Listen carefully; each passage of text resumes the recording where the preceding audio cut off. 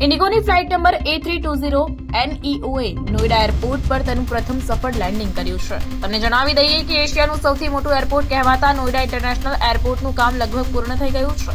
ઘણા લોકો તેને જેવર એરપોર્ટના નામથી પણ ઓળખે છે. જેવર એરપોર્ટ પર ટ્રાયલ ચાલી રહી છે. આ શ્રેણીમાં ઇન્ડિગોનું પહેલું વિમાન પણ જેવર એરપોર્ટની એર સ્ટ્રીપ પર લેન્ડ થયું છે. આ એરપોર્ટ એપ્રિલ 2025થી કોમર્શિયલ ફ્લાઇટ્સ માટે પણ ખુલશે.